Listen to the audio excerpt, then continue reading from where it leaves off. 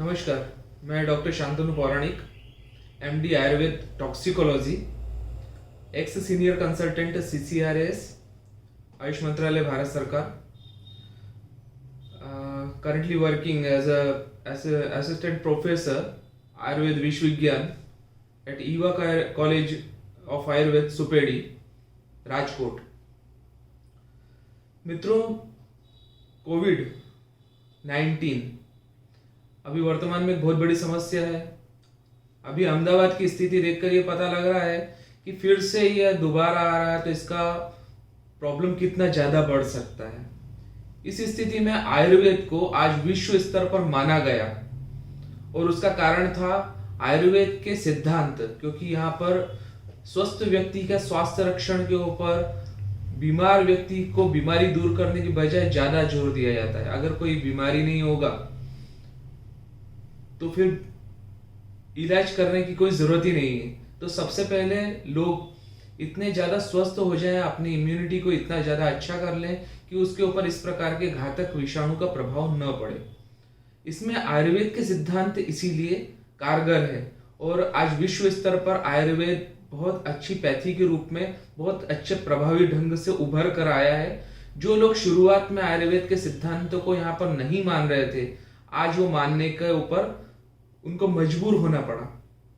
तीसरी चीज ये है कि कहीं पर भी बड़े से बड़े हॉस्पिटल्स, अच्छे बड़े से बड़े सर्जन्स, नॉट इवन इंडियन जो डॉक्टर्स हैं, इवन फॉरेन के डॉक्टर्स भी इसको मानते हैं और एक ध्वनि मत से उन लोगों ने इसको स्वीकार किया है। जैसे भाप लेना, तुलसी का काढ़ा, त्रिकटु का उपयोग काफी ज्यादा किया गया, तो इससे कोविड के ऊपर काफी हद तक एक कंट्रोल आया भी है और लोगों की एक रोग प्रतिकारक शक्ति बढ़ी भी है। वहीं पर हम अगर एलोपैथ में देखेंगे तो जब ये सिम्टम्स जैसे उठते हैं तो एंटीपायरेटिक, एंटीबायोटिक, वो भी हाईली एंटीबायोटिक्स दी जाती है। उसके साथ में स्टेरॉइड्स का प्रयोग बहुत ज़्यादा किया जाता है और अगर और ज़्यादा ज़रूरत पड़ती है तो एंटीहिस्टामिन्स भी उसमें दी जाती है।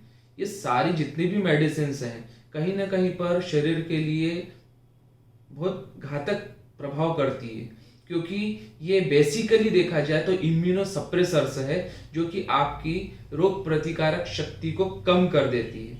और यही कारण है कि हॉस्पिटलाइज होने वाला जो कोविड का पेशेंट है वो घर में क्वारंटाइन हुए पेशेंट की बजाय ज्यादा टाइम लेता है ठीक होने में, क्योंकि उसकी खुद की सेल्फ इम्यूनिटी तो तब काम ही नहीं करती है, तब वो डिपेंडेंट इम्यूनिटी के ऊपर काम करता है। और ये इस चीज को बोला जाता है आयुर्वेद में ड्रग डिपेंडेंसी, जो कि मेरे सब्जेक्ट में आता है टॉक्सिकोलॉजी में।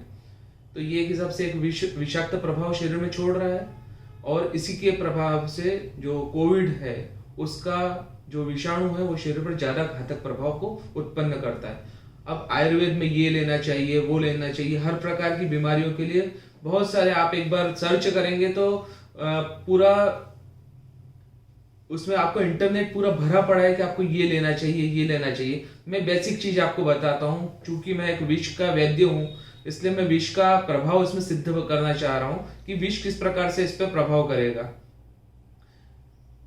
अगर हम वायरस के लिए हिंदी शब्द देखेंगे तो वायरस के लिए हिंदी शब्द है विषाणु।